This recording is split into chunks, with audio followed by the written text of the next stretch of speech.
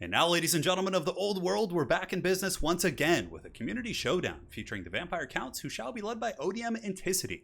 And today, my friends, he faces off against the dwarves who shall be led by XMT Pug Nabone. So classic dwarves versus vampire showdown.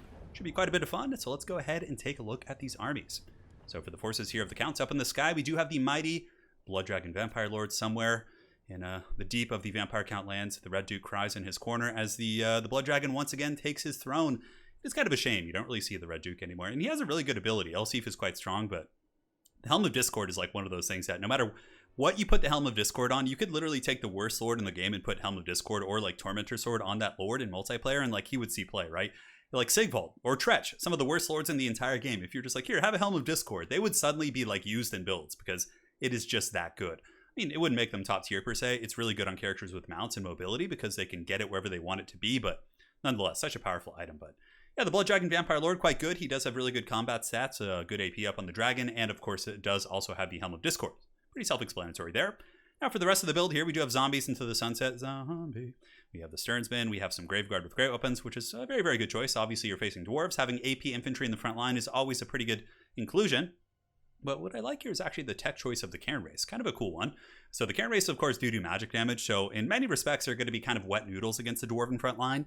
They're going to be taking a 25% damage mitigation. But, 44 weapon strength, take 25% off that. It's really not that bad. They're also super tough to kill.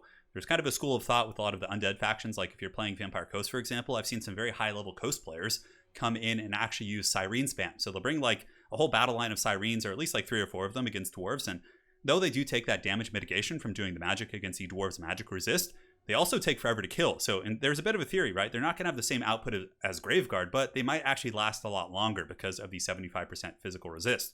Now, it didn't used to be a thing. Obviously, the Rune of Wrath and Ruin used to do magic damage. And I believe that Pug Nabone did bring Gromby, which is a very good choice against magic. Gromby, of course, does magic damage and can easily karate chop some Cairn Raids, but kind of a cool thing. So it's Zombies, it's going to be Graveguard, we got some Fell Bats up in the sky, and it's going to be double White King, and these guys are just hardcore MVPs. They don't have the best AP values, but they still hit hard enough. They have a bonus for his infantry, and Scab's Graith is also quite good. It looks like he only brought it on one of them, but if you can actually bunch up like Slayers, so you send them in, Slayers surround them, they're happy, they're cackling, they're drinking their Bugman's Brew, and then suddenly some Vampiric Witchcraft comes down and slaps them up pretty good. So I do like that inclusion.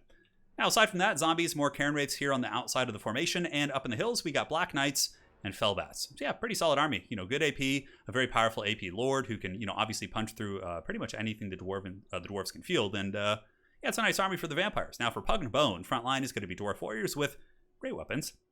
So it's like maybe he was expecting some Graveguard or other troops like that. On top of that, he does also have some Iron Drakes, some more Dwarf Warriors. Secondary line is going to be a lot of firepower with Quarrelers, Bugman's Rangers, Dwarf Warriors in the back, and it's going to be more Dwarf Warriors. And you don't really need super elite troops, I guess, against vampires, because mostly going to be like zombies and things like that. The main thing is going to be dealing with the big monsters, right? So you want to have ample firepower to actually drag down like a Blood Dragon Vampire Lord or other characters that are, pretty much in that purview. Here we do also have an Iron Drake. Iron Drake here does have his glorious flamethrower. You can see here 80 range, 160 missile damage. Certainly not bad for discouraging and burning down many of the foul undead monstrosities here on this battlefield. The dwarves have a nice little formation here. I've always been kind of torn in tournament play because I found many times when I do play dwarves in tournaments against very good players like Anticity, for example. Both these players are really good players, but I found that what often happens is if I go with too many bow units, I find that they're able to juke a lot of my shots, whereas with like Thunders, mixing in a couple like powder units, you get that more like direct fire. Trollhammer torpedoes are kind of in between, but nonetheless, a discussion for another time. So Quarrelers now are shooting into these zombies, and here you can see a lot of bow fire. Oh my god, and the flamethrowers up in the sky roasting those Fell Bats. It's Fell Bat kebab as they do fly in there. Some of them will be able to land on Quarrelers, but Quarrelers are basically Dwarf Warriors with crossbows. A little bit less offensive output, but they should be able to fight off the Fell Bats. But the main thing here for Anticity is he obviously just wants to shut down the firepower on the approach. Otherwise, the Quarrelers could all focus down the Graveguard. Oh, and there's a dreaded Black Coach in the back as well. Black Coach is an absolute pain in the butt for dwarves. It's a high mass unit, very low to the ground, like a Tomb Scorpion, incredibly tough to actually finish off. So the Slayers have piled in. Slayers are now going after the Fell Bats, and here in the sky. Ooh, a big old breath attack from the Blood Dragon Lord, going to be going down, but nice dodge by Pug Nabone. I mean, he still took a lot of damage, but that could have been way, way worse. And I also really like this play. He gets GROMBRINDAL underneath the Blood Dragon Lord and uses the Flash Bomb, which slowed him enough to be focused down by a lot of that bow fire. That was actually a really nice play. So the Dwarf Warriors are going to be charging forth to screen for these Iron Drakes with the Flamethrowers, which I would imagine are going to be falling back now, trying to get range and start shooting at some optimal targets once again. And the Blood Dragon Lord, being an evil cackling necromancer, is going to be circling about, just biding his time, healing. And this is something that, if you guys are an aspiring vampire count player, I've seen this with really high-level vampire count players. Most notably, I've seen Tank play quite a bit in my tournaments, and they don't like commit too heavily with their dragons. What seems to be one of the ways they play this matchup is they'll get their Lord, they'll kind of like take very cautious engagements, but the most important thing is to make sure that you can maximize and get really good breath attacks. That seems to be the real breadwinner, because yeah, you can fly in and do good damage, but those breath attacks are the game-changing elements, right? Coming in, essentially wiping out a 600, 700, 800 gold unit instantly is very, very powerful. So here in the front, we have the Cairn Race. Obviously, the experiment is underway, and the Cairn Race are taking very minimal damage. Haven't lost any models, and they're also handily defeating these Dwarf Warriors. So probably could do the same against Dwarf Warriors and Miners. Maybe against Longbeards would be a bit more of a fight, but they probably still win it. So maybe there is something to this. You don't want to go too all in. It can be a little bit flimsy if things go bad and they get surrounded, but I do really like that. So breath attack, ooh, nice one right there on those Bugman's Rangers. That was a thing of beauty.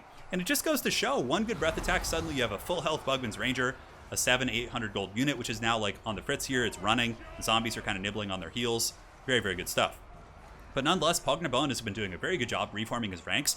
Every time one of his missile units is compromised, he quickly gets his Slayers there, a defensive screen of Dwarf Warriors, and is keeping that really good steady pressure here on the Blood Dragon Lord, who is juking most of those shots. And it makes me wonder, like, if these were Thunders, would he be dead now? You know, obviously, I think against other things on the roster, Coilers are a little bit better because of the Arcs of Fire. They can, like, shoot up and over into the infantry engagements better, but yeah, I don't know. I've always, like, the bow units in multiplayer are just so much harder to use. Granted, the Arc of Fire, I guess, is a lot more dynamic, and on different maps it can really pay off. So we have some great weapons trying to get through, and obviously Inticity is going to be force pathing these guys onto the Bugman's Rangers, and they'll be very efficient here. And Dwarfs don't really have too much nearby that can take them out efficiently. Dwarf Warriors are going to be, very, very weak against the high armor values, and melee defense isn't that good, but it's going to take some time. Oh, nice play there by Pug. So he drops another flash bomb right over the Blood Dragon Lord, or under him, I should say. And now you can see the Blood Dragon Lord isn't really able to juke this, and all the bow fires coming in and doing some really, really good damage. I love this, man. This is incredibly solid. So Blood Dragon Lord takes a little bit of damage there, but it looks like, yeah, maybe the White King and the Graveguard with Great Opens were able to get in and compromise that position. And Grombrindal, not really sure where he's going right now. Looks like maybe he's getting up and around and trying to go after the Stearnsmen. And here an Invocation of Nehek going down on the Cairn Race to keep those guys fighting. And, you know, just like I said, they would normally win one-on-one, but if they're surrounded, their leadership is very low, they start to tank in that respect, it's going to be a very different battle for those guys. So here the Cairn Race are, they're taking a little bit of a spanking, but the healing actually able to really countermand that quite well. So here we do have the Blood Dragon Lord and his double White Kings. Those guys are going to be a pain. There's not too much on this Dwarven army that can take out those heavily armored single entities very efficiently. Grombrindal, of course, is able to defeat a White King in combat, but two of them plus a Blood Dragon Lord is going to be a tough gambit. However, guys, we take a look here. It looks like the Dwarfs are actually ahead on the Bounce of Power, and no surprise there is the Blood Dragon Lord he's getting a little bit low. 1700 HP, rapidly approaching his healing cap. Might be able to get him back up to like 2000 HP, give or take, but that's going to take some sweet time for that to happen. Grombrindal has popped a No Fear, so the entire Dwarven army is fearless right now, or unbreakable as the proper term would be. Coilers are falling back, going to be lining up their crossbows here, I would imagine, with the Blood Dragon Lord, and now the Blood Dragon Lord is just cycle charging and looking for freebies wherever he can. But pretty fun stuff. The Dwarven troops are unbreakable for another couple seconds here, and let's see if they break instantly. No, they go to 19, so they're holding pretty firm. Another thing, the Dwarves do still also have the Iron Drakes, so if the Iron Drakes were able to kind of scoot out here and maybe get a really narrow arc of fire here into the Graveguard with Great Opens, it would be very, very useful. For damage, of course, is nice, but breaking their leadership as well with that Discourage effect. Because though the Undead don't really care about being lit here on fire by the Iron Drakes, the Discourage effect still does affect them. Perhaps the fire has some effect on their binding or some other witchcraft like that, who knows. The Graveguard with Great Opens are getting worn down slowly but surely. The Dwarf Warriors really just marching to war here and dragging them down slowly but surely. And the Stearnsmen, it looks like Grombrindal has been working on them for the past like 2 or 3 minutes. But we saw him pull back and out of that frontline engagement, and I think he really wanted to focus down the staying power here of the Counts. But, you know, the whole time he's focusing on the Stearnsmen, I guess the White Kings are kind of running rampant here, and the White Kings are really doing a good job chopping through these Dwarven troops. It's a really close battle, guys. It's down to the wire. And the fact that the Blood Dragon Lord is still alive, this thing becomes so dangerous now, because the elements of the Dwarven army, the Slayers, the crossbows that really can punish this play and punish this character, are more or less offline. And I have to say, one of the unsung heroes here for the Counts, henceforth, have been the Cairn Race. These guys are just so solid. I mean, a lot of kills, and yeah, I really wouldn't have thought of that. It's one of those things, like, I remember the first time I was casting, I think it was an ECL tournament or something fairly substantial, and somebody brought like 3 or 4 Sirens against Dwarves, and my first reaction was like, oh, this is gonna suck, but the staying power of them, and like, don't be afraid. The main message is, don't be afraid to use magic damage against dwarves. It can still be very good. A big breath attack coming in. Nice play by Pug, although it still gets him pretty good. He is able to dodge a lot of it. Had he stayed still, it would have been a complete evisceration of those units. They would have been down to like 700, 800 HP, but he still does pay the Troll Soul. But going in, trying to crumble the Cairn Race is certainly a good play. Because terror is pertinent here. The Dwarf Warriors are not immune to psychology. They're not long war veterans like the Longbeards and the Ironbreakers who fight hard in the tunnels of Karak against the invading Skaven. No, they're just Dwarf Warriors. And, you know, they're kind of the Beardlings or the Younglings, I would imagine. And, yeah, they got to get rid of that terror before it comes back to bite them in the late game. Now, Slayers. We have 9 Slayers here. It looks like Dwarf Warriors into the Sunset. Grombrindal doing a great job against the Graveguard with great weapons, but taking some damage on the way in, and I have a feeling the Blood Dragon Lord is eyeing him quite hungrily. Dwarves still do have some bow pressure, and this is really big. A single group of Corlers here is going to be very, very useful, and you can see the Blood Dragon Lord. 1300 HP. Man, he has, like, in the past, like, 4 or 5 minutes of this game, Anticity has not lost, like, more than 400 HP on this huge, massive dragon. Oh, but Grumby's coming in with the steel chair, baby, coming in the back, and it looks like he does miss that attack. The melee defense maybe holds firm, or he just didn't get the animation through, but, ooh, that was a very lucky animation there from the dragon. It creates a bit of separation from the Gromby, but Gromby's coming in. Ooh, 800 HP. He does take the shot. Pulling back up in the sky, so that was very, very much worth it. Balance of power now is quite heavily in the favor of the Dowie. As you can see, the Iron Drakes have set up shop once again. Shooting into the back of the Graveguard is going to crumble their leadership, and these Longbeards, so there were some Longbeards actually mixed into this army. And you can see they perform quite well. 144 kills is no joke. But we do have Cairn Race coming in. Cairn Race will not terror out the Longbeards. Definitely taking them out would be a huge priority if they can get rid of them, because it will keep these Dwarf Warriors and other units fighting here. Gromby has to be careful, though. Blood Dragon Lord with all of his buffs popped. Helm of Discord. I don't know if he brought Heart Piercing. It looks like he did not bring the activated ability, but Gromby could take huge damage, especially from double White King. Like, the 2 White Kings could come over here and probably be able to really bring him down to like 30%. Like, I don't know, maybe even lower. Might be able to win that fight. Gromby is very strong, but 2 characters beating on him is going to be a tall order for any mighty Dwarf Lord indeed.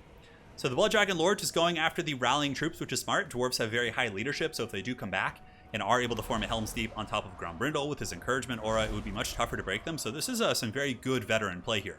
On top of that, you can see the route goes down in those Longbeards. The Cairn Race, of course, very, very spooky. Now the final battle here. What a close, incredible game between these 2 top-level players. Incredibly fun to watch. You hear the Blood Dragon Lord once again up in the sky cackling. Balance of power is still Dwarf favored, but it's still anyone's game at this point. Like I said, the Cairn Race and White Kings are incredibly strong.